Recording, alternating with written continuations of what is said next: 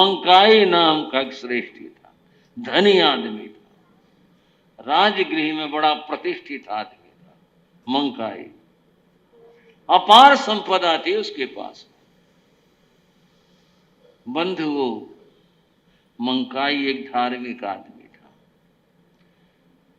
समय समय पर भगवान की दर्शन करने के लिए भी जाता था, धार्मिक आदमी था। एक बार भगवान महावीर का राजगृह पदार्पण हुआ। राजगृह के बाहर गुणशील नाम का एक बाग था। 3 बागों का जिक्र है, उसमें से गुणशील बड़ा सुंदर और भव्य था। वहां राजा की कुछ अपने आवास के लिए व्यवस्थाएं थी। भगवान महावीर पधारे, गुणशील बाग में ठहरे। नगर के लोगों को पता चला, नागरिक भगवान के दर्शनों को गए, मंकाई भी गया। उसे पता चला भगवान आए हैं तो भगवान के दर्शन जरूर करने हैं, उनकी देशना अवश्य सुननी है। वह भी गया, भगवान की वाणी सुन। और बार भी सुनता था, पर इस बार जो वाणी सुनी उसके भीतर में इतनी बड़ी क्रांति हुई, इतना बड़ा परिवर्तन आया। उसने कहा, मंकाई, ये सारे संसार के सुख भोग देख लिए, क्या हुआ? अंत अंत कुछ भी नहीं है, सब शून्य है। एक दिन छोड़कर जाना होगा, क्यों नहीं मैं अपनी आत्मा का कल्याण कर दूं। उसने भगवान से अपनी भावना प्रकट की, भगवान मैं तो दीक्षा लेना चाहता हूं, जैसे तुम्हारी इच्छा। मंकाई घर लौटा। किस लिए लौटा वो बता रहा हूं। उसने लौट करके अपने मित्रों को, रिश्तेदारों को इकट्ठा किया, परिवारजनों को, सबको इकट्ठा किया, और इकट्ठा करके सबका उसने भोजन किया। गाजियाबाद वाला सबका भोजन किया, और सबको भोजन करवा करके उसने अपने ज्येष्ठ पुत्र को अपना सारा कार्यभार उनके सामने संभला दिया। लोगों ने पूछा, मित्रवर, मंकाई आज भी क्या हो रहा, हम तो समझ नहीं पा रहे। आपने हमें भोजन पर बुलाया, आपने भोजन करवाया, हम आपको क्या बधाई दें, ये तो बताओ भाई, मैंने इसलिए बुलाया है। आपने बेटे को अपना काम संभला दिया, हम नहीं समझ पा रहे क्या बात है। उसने कहा, मैंने दीक्षा ले ली है और मैंने आप सबको बुलाया है, इसलिए मैं आपसे खिमत खिमावना करना चाहता हूं। जीवन में न जाने जाने अनजाने में किससे क्या व्यवहार हुआ हो, भाई उसके लिए मैं आप सबसे क्षमा याचना करता हूं। श्रावकों, कहने को बहुत कुछ आ जाता है, पर इतना समय नहीं होता। फिर भी कुछ कहना चाहता हूं। अगर समय रहते, कुछ जरूरी नहीं मरते मरते, समय रहते हुए अगर ये खिमत खिमाना सबसे कर लिया जाए तो अच्छा होता है, बुरा नहीं होता। ये अमंगल नहीं है, ये तो मंगल होता, अच्छा होता है। मेरे पूज्य गुरु महाराज ने देवलोक से पहली रात में जब हमने वंदना की, संतों ने प्रतिक्रमण की वंदना की, क्या बताऊं, कहते बस मन ऐसे हो जाता। हम जो उनके चरण की धूल, हम सारे संत उनके सामने वंदना के लिए खड़े थे, और उन्होंने, गुरु महाराज ने कहा, सब संतों, मैं तुम्हारे से खिमत खिमाना करता हूं। मुझे रोना आ गया इस बात से, इस शब्द से। मैंने उनके पांव पकड़ लिए, मैंने कहा, आप हमारे से नाराज हो, हमारे से कोई गलती हो गई? बोले नहीं, कोई गलती की बात नहीं, मैं कभी नाराज हुआ आज तक? मैंने कहा नहीं। फिर मैंने कहा, ये तो काम हमारा है, गुरु से क्षमा याचना करने का, आपने क्यों कहा हमारे को? तो वो शब्द मुझे आज तक याद है। बोले सुभद्र, खिमत खिमाना करना अच्छी बात होती है, बुरी बात नहीं होती। वो शब्द मुझे याद, बोले अच्छी बात होती, ये तो चाहे जब कर लो, कर लेना चाहिए। तो मैं भी तुम्हारे से सहज भाव से खिमत खिमाना कर रहा हूं, इसमें नाराज होने की कौन सी बात है, ये तो सहज बात है। मेरे मन को धैर्य मिला, मैंने कहा कोई बात नहीं है, मैं कुछ और सोच बैठा था।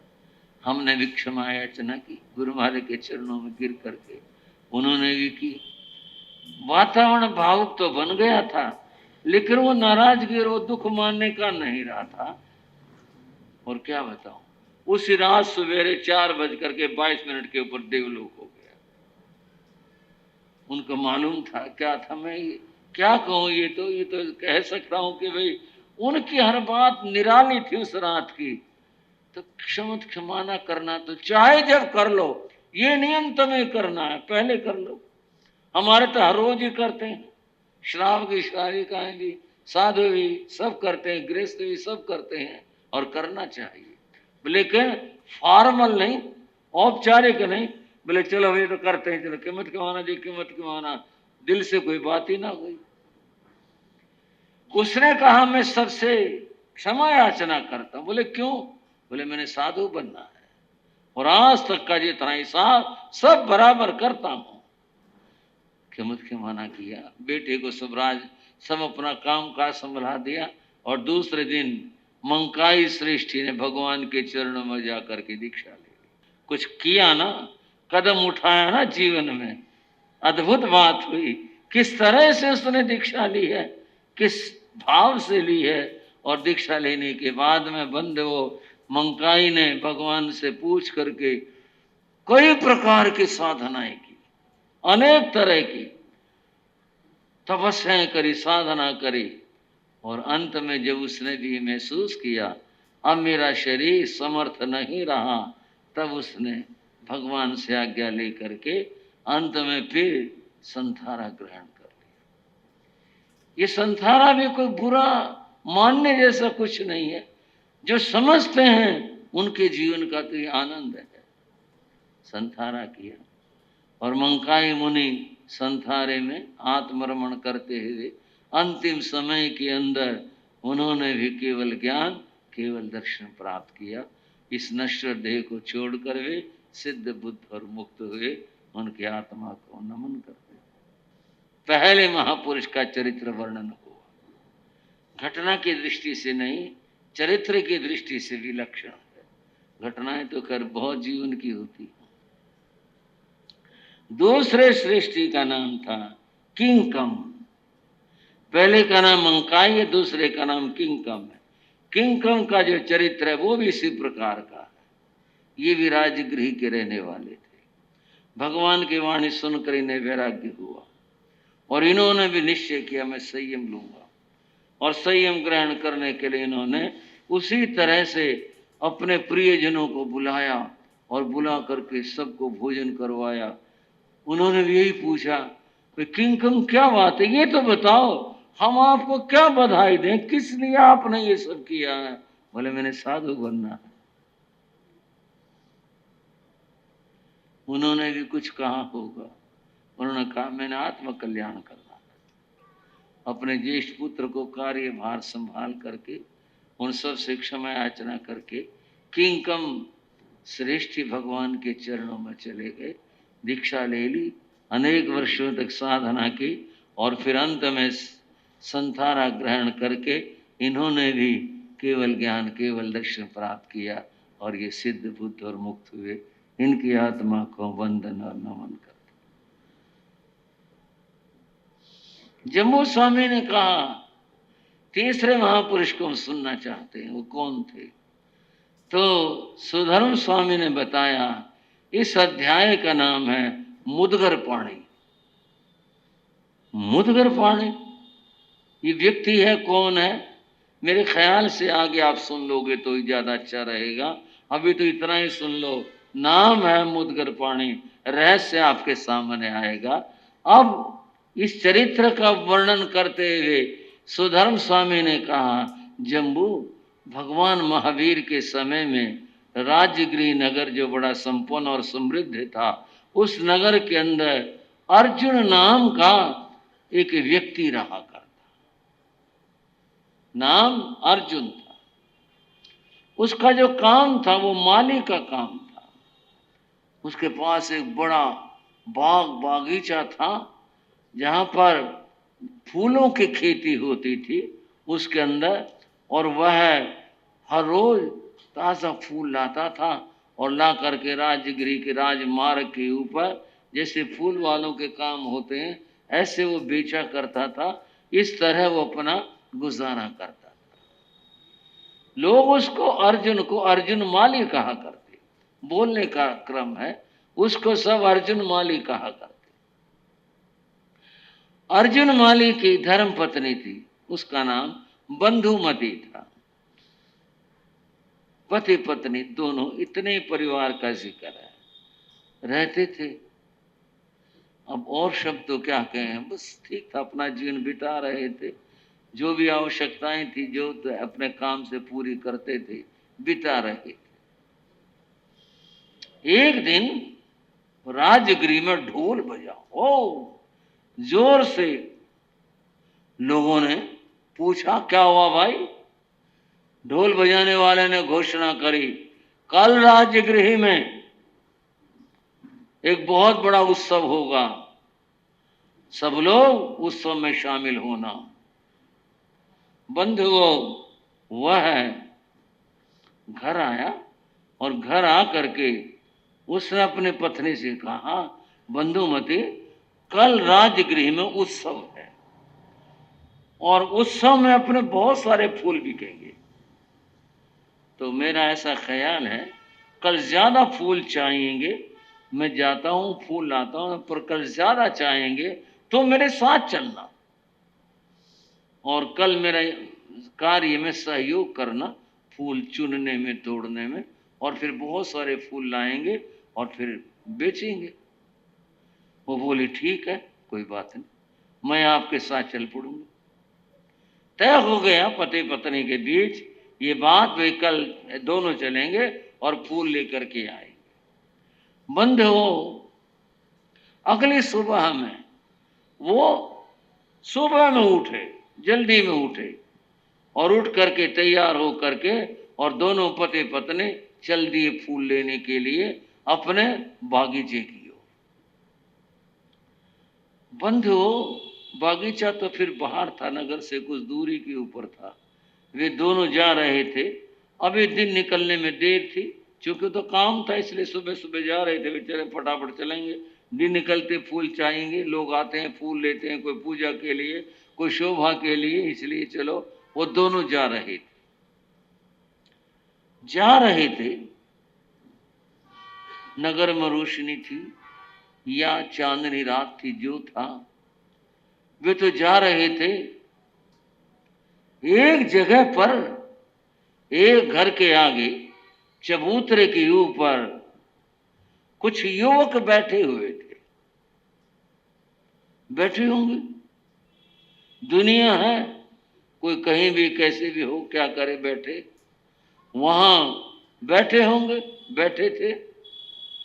वो पति पत्नी वहां से आगे से निकल गए। ये जो युवक थे ये ठीक नहीं थे। क्या बात, ये लोग शैतान प्रकृति के थे, जिसे कहते हैं वे शैतान प्रकृति के थे। इनकी संख्या 6 थी और ये परस्पर मित्र थे, गहरे मित्र थे। इन्होंने अपनी मंडली का नाम भी रख लिया था, मंडली बना रखी थी, और उस मंडली का नाम इन्होंने जो रखा हुआ था उसका नाम ललित गोष्ठी रखा हुआ था। गोष्ठी मंडली को ही कहते हैं, ये इन्होंने नाम रखा हुआ था। ये 6 मित्र इकट्ठे रहते थे, घूमना फिरना, खाना पीना, ऐसा इनका जीवन बना हुआ था। पर इतना ही नहीं, बात और ज्यादा थी। इनके लिए आया, परिचय दिया, जंग कहे सो कहे या वे हो था। राजा की तरफ से इनको एक वरदान तो देवता देते हैं, लेकिन राजा की तरफ से इन्हें एक आश्वासन दिया हुआ था। वो था तुम जो करोगे जंग के सो वो ठीक है, जो करोगे वही ठीक है। ये उस जमाने का एक पुरस्कार की तरह से था, ये इनको प्राप्त था, राजा ने ये दिया था। अब होता क्या है, जब व्यक्ति को अधिकार प्राप्त हो जाए तो फिर जीवन संभल के रहना मुश्किल होता है। यौवनम धन संपत्ति प्रभुत्व विवेकता एक एक मप्य नर्थाय किम यत्र चतुष्टयम। जवानी को पाकर किसी का मस्तिष्क शांत रहे ये बड़ी बात है, नहीं तो लोगों के दिमाग फिर जाते। धन पाकर के कोई आदमी मर्यादा में रहे बड़ी बात है, नहीं तो धन पाकर लोगों के दिमाग खराब हो जाते हैं, गलत रास्तों पर चले जाते हैं। अधिकार प्रभुत्व, अधिकार पाने के बाद मर्यादा में रहे तो बड़ी बात है, नहीं तो अधिकार मिला आदमी कुछ भी करने के लिए तैयार हो जाता है। इन सब में आदमी अविवेकी हो जाता है, एक चीज ही अविवेकी बना देती है, और जिसे ये चारों मिल जाएं वो तो अविवेकी हो जाता है। इनका जीवन ऐसा ही अविवेकी जीवन था। आप पूछोगे कि ऐसी क्या बात थी, नहीं ये ऐसा अधिकार क्यों मिला था, क्या हुआ था? पहले इनके करतूतों की बात करते हैं।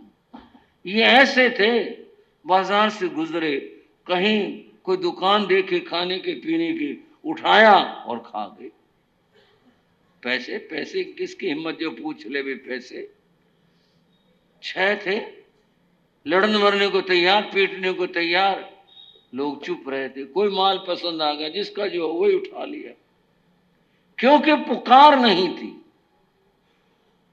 कोई भी पुलिस में कहीं भी जाके राजा के जाकर जी उन्होंने ये नुकसान कर दिया, राजा कहता मैं कुछ नहीं कर सकता, क्योंकि मैंने उनको कह दिया जो तुम करोगे ठीक करोगे, पर मुझे पता नहीं था। मैं तुम्हारी क्षति पूर्ति कर सकता हूँ माल की, पर उन्हें कुछ नहीं कह सकता, मैं वचन दे चुका हूँ।